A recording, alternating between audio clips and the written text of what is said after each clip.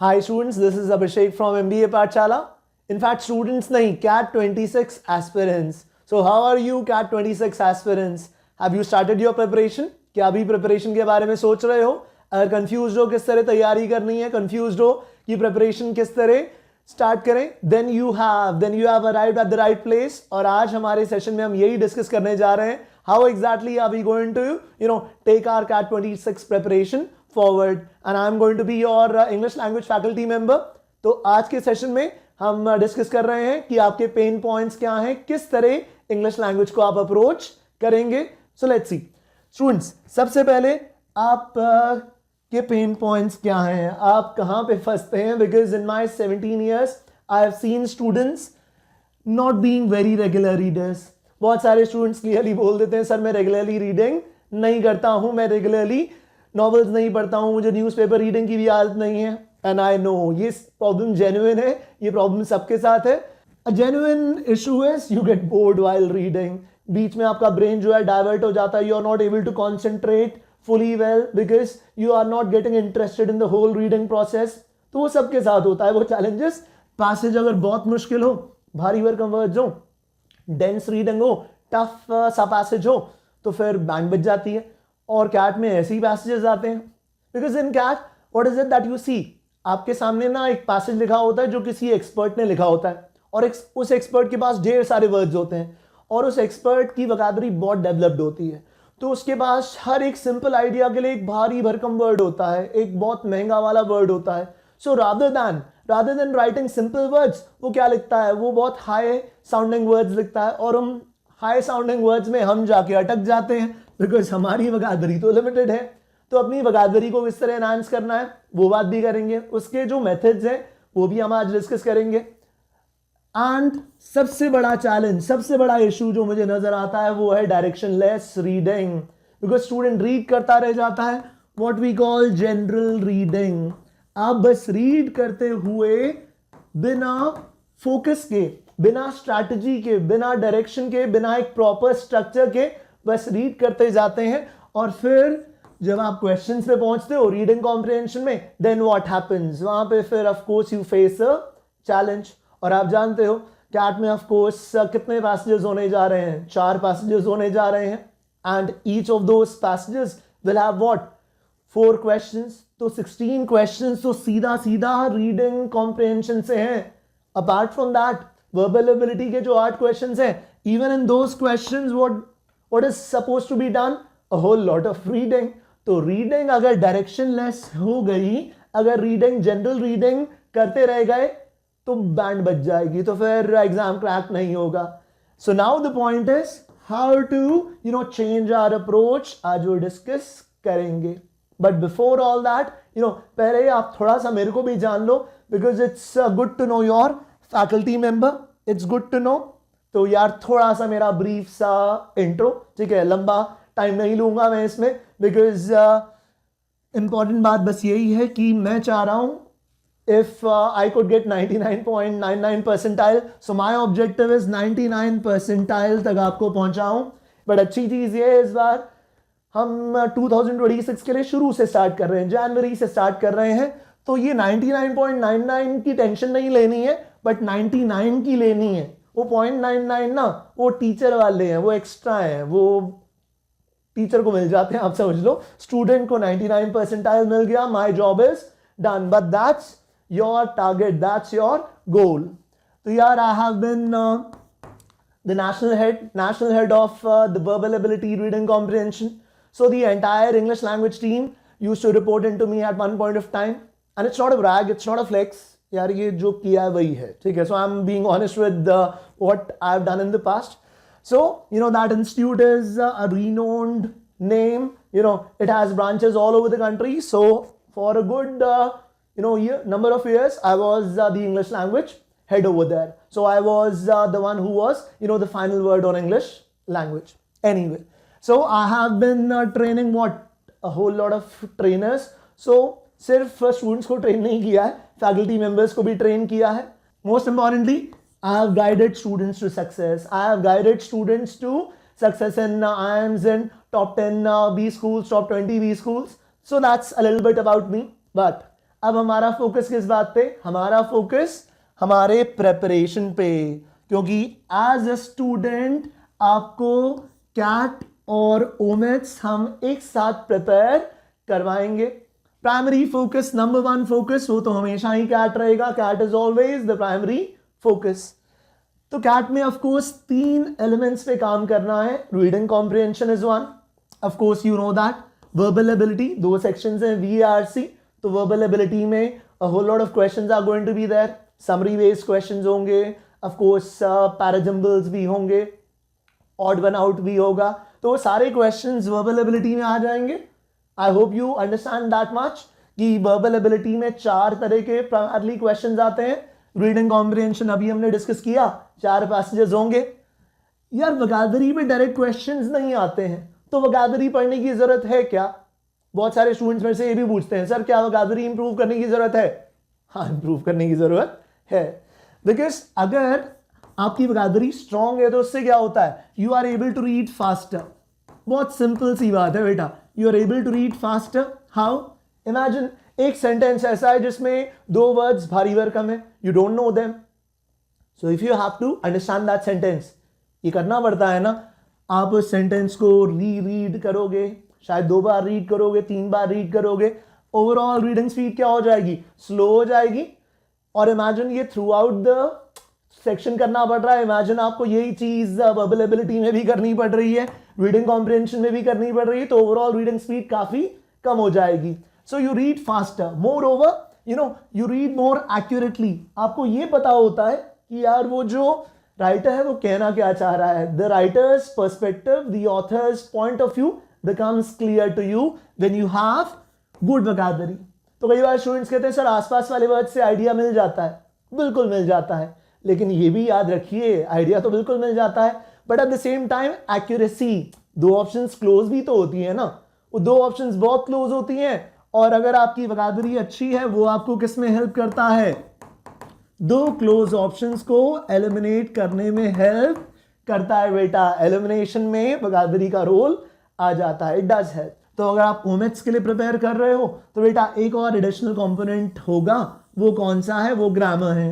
तो ग्रामर का फंडा भी अगर हम साथ में कवर करेंगे तो टुवर्ड्स द एंड पैनिक नहीं होता है।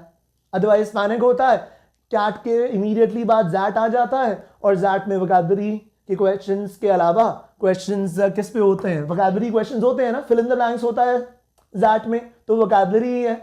उसके अलावा ग्रामर के क्वेश्चंस भी हैं, तो ग्रामर के क्वेश्चंस कितनी बार प्रीपोजिशन पे क्वेश्चन होता है, कितनी बार क्वेश्चन जैट में किस बारे में होता है? इस बारे में भी होता है कि आपको सेंटेंस एरर ढूंढना है। So primary focus CAT, reading comprehension, verbal ability, लेकिन साथ साथ अगर आप प्रिपेयर करना चाह रहे हैं ओमेट्स के लिए, we will cover that as well.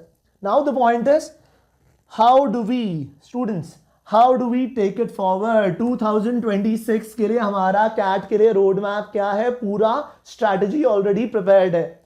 तो इस बैच में बेटा जनवरी और फरवरी में हम क्या करेंगे? सिस्टमैटिकली पूरी चीज को ऑर्गेनाइज किया हुआ है, सो दैट हम फंडा अपना स्ट्रॉन्ग करें। सिर्फ फंडा ही स्ट्रॉन्ग नहीं करें, उसके बाद हमारे पास प्रैक्टिस के लिए एडिक्वेट टाइम हो, सफिशिएंट टाइम हो, बिकॉज रीडिंग स्पीड भी इंप्रूव करनी है, रीडिंग कॉम्प्रिहेंशन भी इंप्रूव करना है। सो द फर्स्ट लैब जनवरी एंड फरवरी किस पे फोकस करेंगे? क्लियर फोकस वोकैबुलरी बिल्डिंग पे। Vocabulary building is going to help us, वो फाउंडेशन है।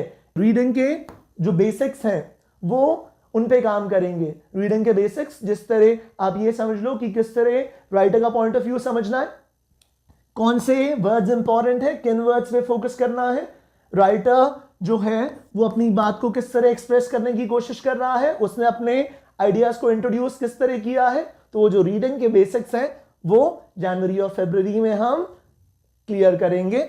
ऑफ कोर्स ग्रामर का थोड़ा थोड़ा फंडा भी साथ में डिस्कस होगा। That is lab 1, the first stage, January and February. Then lab 2 students, lab 2 जो है यहां पे हमने सबसे ज्यादा काम करना है। ये हमारा लैब जो है पूरा कॉन्सेप्ट बिल्डिंग, जहां पे हम पूरा सिलेबस कवर करेंगे। We will cover all the topics, we will cover all the concepts.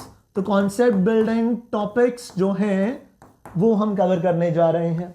और यहां पे मेरा खास फेवरेट जो है वो है एक्लेक्टिक रीडिंग। प्रैक्टिस चलती रहेगी, टॉपिक्स चलते रहेंगे, बट एक्लेक्टिक रीडिंग समझते हो स्टूडेंट्स क्या है? एक्लेक्टिक रीडिंग वो है जो फाइनली आपको दिलवाएगा 99 परसेंटाइल। शायद सबसे इंपॉर्टेंट चीज है, जानिए क्यों? बिकॉज आप लेट्स से इंजीनियर हो, ठीक है, आप लेट्स से इंजीनियर हो तो आप टेक पढ़ लेते हो, आप ना साइंस पढ़ लेते हो, आपको पढ़ने में मजा आता है, but when it comes to something like art और when it comes to something like philosophy तो बिल्कुल भेजा फ्राई हो जाता है। तो फिलॉसफी और आर्ट पे जो पैसेज है उसको कैसे डील करें, उसकी ऑफ कोर्स आपको प्रैक्टिस चाहिए। You require not just practice, you require orientation, you require familiarity. तो फिलॉसफी के मेजर कॉन्सेप्ट्स कौन से हैं उसके बारे में ऑफ कोर्स हमें इन डेप्थ नॉलेज नहीं चाहिए, याद नहीं कर रहे हो वो concepts, but you should become familiar. Familiar आप कैसे होगे? जब मैं आपके साथ क्लास में वो पैसेजेस डिस्कस करूंगा, और वो मैं पक्का डिस्कस करूंगा। मेरे स्टूडेंट्स कहते हैं सर आपने आर्ट इतना डिस्कस किया कि आर्ट का फोबिया ही खत्म हो गया पूरी तरह। फिलॉसफी आपने हमारे साथ डिस्कस किया और फिलॉसफी का पूरा फोबिया खत्म हो गया। तो ये साइकोलॉजी, समथिंग लाइक साइकोलॉजी, पहली बार आप पढ़ो ना साइकोलॉजी, बिल्कुल इट साइक्स यू आउट, इसीलिए इसका नाम साइकोलॉजी है, बिकॉज इट साइक्स यू आउट। तो यार वो ना हो, ठीक है। I am going to be focused on this aspect. तो इंग्लिश यूजेज भी साथ साथ लेके चलेंगे थोड़ा थोड़ा, बिकॉज इंग्लिश यूजेज साथ साथ लोगे तो बाद में ओमेट्स में उतनी फाइट नहीं मारनी पड़ेगी। This is March to June, यहां पे हमारा सिलेबस कवर हो गया, यहां पे सिलेबस हमारा कवर हो गया। उसके बाद क्या? जुलाई टू मिड सितंबर, जुलाई टू मिड सितंबर क्या करेंगे बेटा? वर्कशॉप्स। वर्कशॉप्स का मतलब अब प्रैक्टिस क्वेश्चंस। कौन से वाले प्रैक्टिस क्वेश्चंस? जहां पे आप स्पीड और एक्यूरेसी, स्पीड और accuracy that means the next level.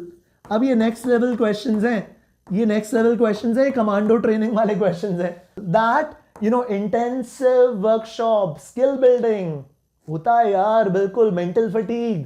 अगर आदत ना हो ना 4 लंबे पैसेज पढ़ने की और साथ में वर्बल एबिलिटी की, तो यार बिल्कुल कंसंट्रेट नहीं कर पाते हैं। तो उस नेक्स्ट लेवल प्रैक्टिस में क्या होने जा रहा है? मेंटल स्टैमिना बिल्डिंग होगा, स्पीड और एक्यूरेसी पे काम करेंगे। क्वेश्चन सिलेक्शन, सही क्वेश्चन सिलेक्ट करना उतना ही इंपॉर्टेंट होता है जितना क्वेश्चन को सॉल्व करना, बिकॉज एट द एंड आप उन 24 क्वेश्चंस में 24 तो सिलेक्ट नहीं करोगे, सारे तो अटेम्प्ट नहीं करोगे, but which ones to attempt and which ones to leave. तो सेक्शनल टेस्ट, तो पूरा बहुत एक सिस्टमैटिक प्रोग्राम है।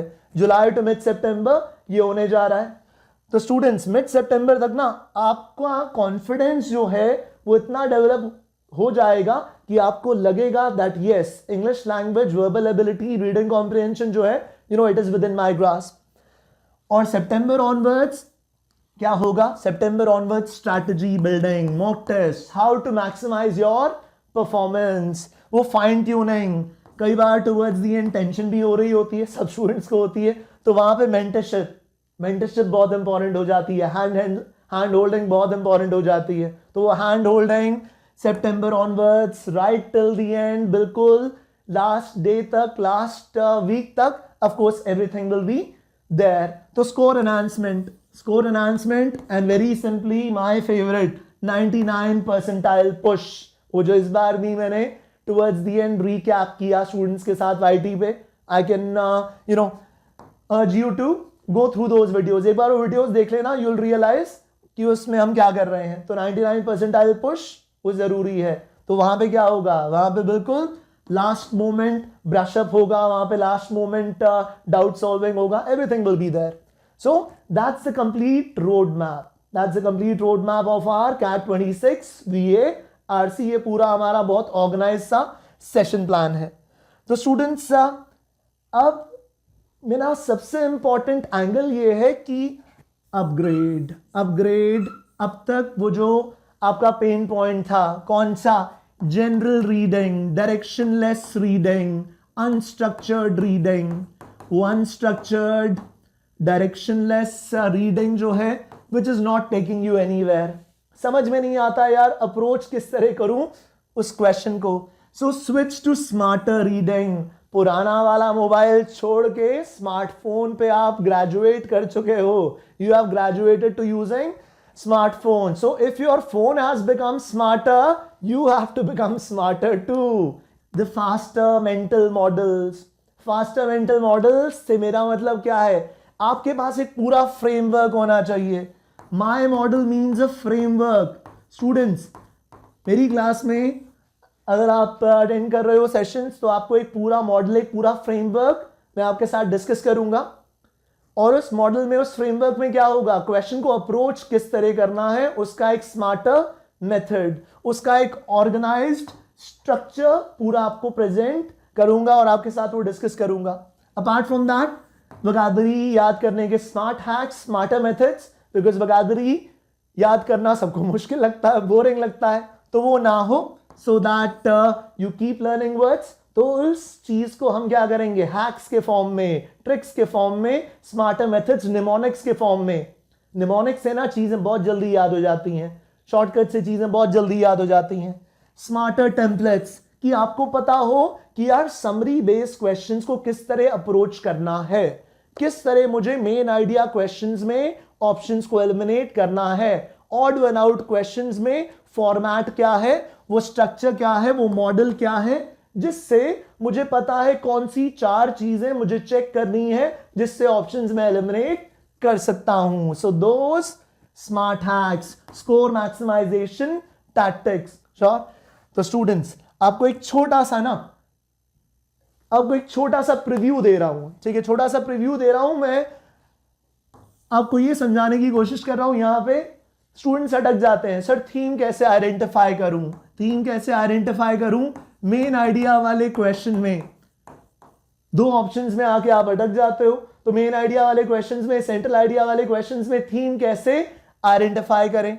Guys, so a smarter model, ideas to eliminate options. तो वो आइडिया फॉर्मेट, वो आइडिया मॉडल क्या है, ये मैं क्लास में डिस्कस करूंगा. But for that you have to be there in my batches. तो इनकम्प्लीट ऑप्शंस एलिमिनेट होंगी, वो ऑप्शंस एलिमिनेट होंगी जहां पे क्या होगा, डिस्टॉर्शन होगा. ऑफ कोर्स जहां पे फैक्चुअल एरर्स होंगे, even those options have to be eliminated. When you have this ready mental model, that is when you are able to eliminate the options. Alien information को हमेशा eliminate कर दो. जो information passage में नहीं है वो मेन आइडिया वाले ऑप्शन में रिफ्लेक्ट हो ही नहीं सकती है.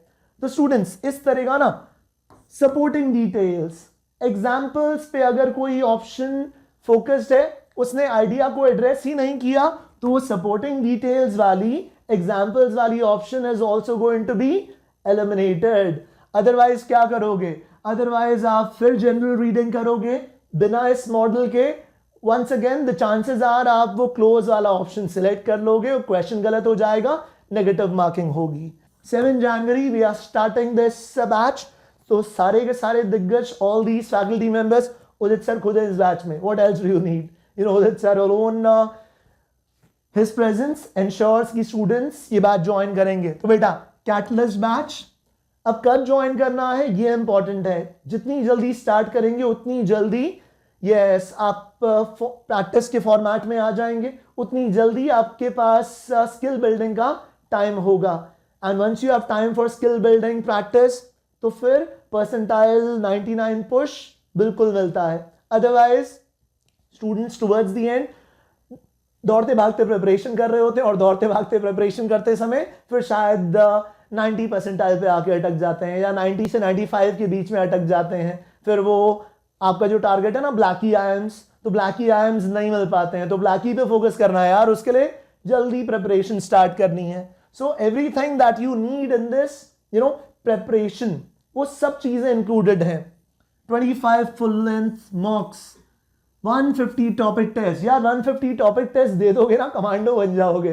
तो live classes, recorded classes, everything that you need. And this time around the beauty of this program is individual membership. वो लेजेंड बैच में है. लेजेंड बैच में 1-to-1 मेंबरशिप, पर्सनलाइज्ड सेशंस, वो जो हैंड होल्डिंग जिसकी अभी मैं बात कर रहा था, वो हैंड होल्डिंग होने जा रहा है इस लेजेंड बैच में। तो लेजेंडरी परफॉर्मेंस के लिए लेजेंड बनना है, और लेजेंडरी परफॉर्मेंस क्या है? 99 percentile. So I'm going to be there in this batch. You know, Vijay sir, Himanshu sir, everyone is going to be there. तो स्टूडेंट्स वेट मत कीजिए, स्टार्ट कीजिए, because 25% discount is going to be there if you are among the first 100 learners. So make sure you are there in this batch because everything will be covered very very systematically. Call upon these numbers. हमारी support team आपको पूरा download देगी और पूरा आपको facilitate करेगी कि किस तरह आप हमारे बैच को ज्वाइन कर सकते हैं. So students, with that I'll take your leave. Thank you so much.